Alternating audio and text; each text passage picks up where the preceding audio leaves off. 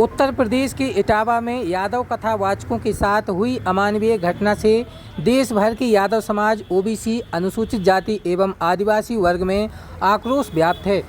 आज 27 जून 2025 को सुबह लगभग 12 बजे नारेबाजी करते हुए रैली निकालकर एवं पन्ना कलेक्ट्रेट में प्रदर्शन कर सैकड़ों की संख्या में लोगों ने कलेक्टर के माध्यम से प्रधानमंत्री और गृह मंत्री के नाम ज्ञापन सौंपकर अमानवीय घटना को अंजाम देने वाले समाज विरोधी तत्वों के खिलाफ कठोर कार्रवाई की मांग उठाई है।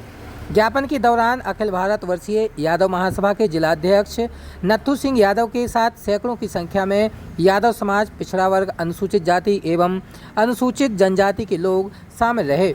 रैली, धरना प्रदर्शन एवं ज्ञापन का नेतृत्व कर रहे अखिल भारत वर्षीय यादव महासभा के जिलाध्यक्ष नत्थू सिंह यादव ने इस घटना पर नाराजगी जताते हुए कठोर कार्रवाई की मांग उठाई है।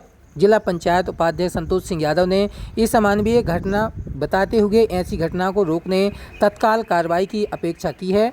दशरथ सिंह यादव के साथ साथ हर प्रदर्शनकारी में नाराजगी बताई गई है। शीघ्र कठोर कार्रवाई नहीं होने पर अनिश्चितकालीन आंदोलन की चेतावनी दी गई है।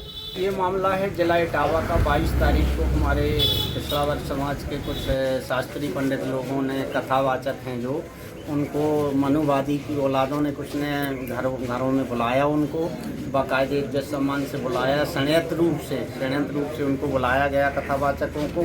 फिर उनको घर में बुला के अपमानित किया, उनकी चुटैया काट दी। उनने अपनी पत्नी से बाथरूम करा के उनके सिर पे छिटकी, पवित्र किया और रात भर उनको बंदी बनाए रहे। सुबह उनको छोड़ा, उनके वाहनों की हवा निकाल दी। मतलब ऐसे कृत्य किए उन्होंने कि जिसकी जितनी घृणा की जाए वो कम है। ऐसे लोगों के खिलाफ हम लोग, हमारी माननीय प्रधानमंत्री, गृह मंत्री जी, माननीय उत्तर प्रदेश मुख्यमंत्री जी से विशेष आग्रह मांग है कि इसमें कठोर कार्रवाई की जाए। इन लोगों के घरों में बुलडोजर चला जाए, इन पे पासूका लगाया जाए, मासूका लगा के इन पे कड़ी से कड़ी कार्रवाई की जाए, ताकि किसी समुदाय के वर्ग विशेष की कभी कोई इस तरह की विचारधारा ना रखे उनके विरुद्ध काम करने की। हमारा शासन से यही निवेदन है। अच्छा, आगे अगर उचित कार्रवाई नहीं की जाती है तो फिर क्या? हमारे समाज ने, यादव महासभा, भारत के यादव महासभा ने ये राष्ट्रीय लेवल पर तय किया है कि 4 दिवस के अंदर या 1 सप्ताह के अंदर इसमें कठोर कार्रवाई नहीं की जाती तो हम देश रूपी आंदोलन करेंगे, उग्र आंदोलन करेंगे। इटावा में जो कथावाचकों के साथ में ये घिनौना कृत्य किया गया है असामाजिक तत्वों द्वारा, उसकी समस्त ओबीसी और यादव महासभा इसकी घोर निंदा करती है और शासन प्रशासन से मांग करती है कि जैसा इन्होंने कृत्य किया है उस कृत्य का इनके साथ कड़ी से कड़ी कार्रवाई हो और पीड़ितों को न्याय मिले। हम सब ओबीसी वर्ग के लोग हैं, हमें सबको न्याय मिले, यही मेरा कहना है। और जैसे चुटैया काटी गई या मूत्र के द्वारा उनको पवित्र किया गया, तो क्या हम ओबीसी वर्ग के लोग हिंदू नहीं हैं क्या? हमें चोटी रखने का अधिकार नहीं है क्या? क्या हमें कथा वाचने का अधिकार नहीं है क्या? मैं इन मनुवादियों से, इन सामंतशाहियों से पूछना चाहता हूँ कि सिर्फ किस शास्त्र में इनको अधिकार है, हमें अधिकार नहीं है। तो हमें सबको न्याय मिले, यही मेरी शासन प्रशासन से उम्मीद है और इनके साथ कड़ी से कड़ी कार्रवाई हो। यादव समाज के साथ इटावा में किया गया है वो बहुत बड़ा निंदनीय काम है। और यदि बुलाया भी था तो चुटैया काटने से और ये घृणित काम करने से थोड़ी पूरा हो जाएगा, वरना हम इस चीज़ के वो सहमत के उग्रवाद हो। लेकिन जो उन्होंने किया उसका अपने आप पूरा देश उग्रवाद में खड़ा हो गया, पूरा देश निंदा कर रहा है। यही हमारी शासन प्रशासन से निवेदन है कि इन अन्यायियों को इतनी कड़ी सजा दी जाए कि दोबारा एक कृत्य दोबारा ना हो सके। धन्यवाद। मामला ये है कि जो ये अमानवीय कृत्य हुआ है, किसी भी मानव के प्रति ऐसी द्वेष भावना नहीं होना चाहिए जो इन्होंने किया है। हम ये कहते हैं कि कभी भी कोई भी व्यक्ति है, सबको स्वतंत्रता है पूजा करने की, भक्ति करने की, संन्यास ग्रहण करने की। ऐसा नहीं है कि कोई विशेष व्यक्ति ही उसके लिए नियुक्त हो।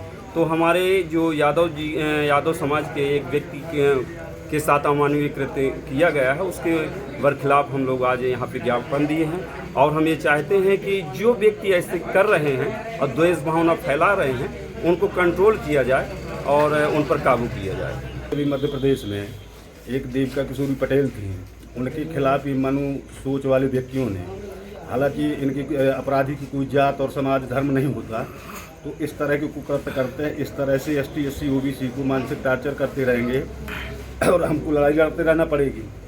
शासन की कमी है, शासन द्वारा ही करवाया जा रहा है, सोची समझी रणनीति है। अगर शासन चाहे तो ऐसे लोगों को फांसी की सजा होना चाहिए। आज MP में हुआ, MP में देखा कुछ नहीं हुआ तो UP में हुआ, फिर आंध्र प्रदेश में होगा, उड़ीसा में होगा। तो हम तो ये रखते हैं कि ST SC OBC के सब संगठन मिल करके भारत के अंदर कहीं भी कोई ऐसा कृत्य होगा उसको जो है राष्ट्रीय स्तर पर आंदोलन करके फांसी की सजा दिलवाने का काम करेंगे। लगातार इतनी ऐसी हरकत करने वाले लोगों की समस्याएं आ रही हैं, क्या लगता है कि मतलब कोई कठोर कार्रवाई नहीं हो रही इस वजह से? ये सब सरकार की देन है। सरकार ही हिंदू मुस्लिम करा करके हिंदू मुस्लिम एकता को भंग किया, समरसता को खत्म किया। अब वो चाहती है कि हिंदू धर्म में जात भेद करके सत्ता में कायम रहे और सत्ता का सुख भोगे।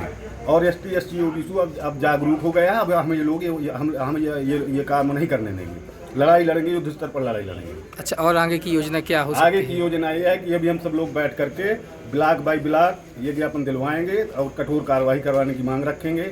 अगर कार्रवाई नहीं होती है तो फिर राष्ट्रीय स्तर पर कार्रवाई होगी। इटावा की जो घटना हुई है और वो असंवैधानिक घटना है और ये लगातार भारत में देखने को मिल रही है, चाहे ST हो, चाहे SC हो, चाहे OBC हो, उनके साथ अपमानित घटना विशेष तौर पर बुलाकर और साजिश के तहत की जा रही है, जैसे कि इटावा में किया गया।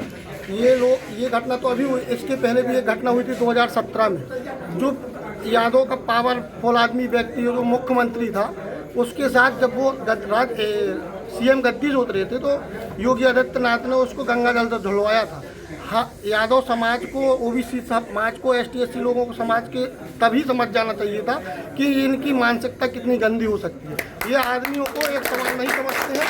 और मैं देबू गौड़, आदिवासी विकास परिषद जिला अध्यक्ष पन्ना।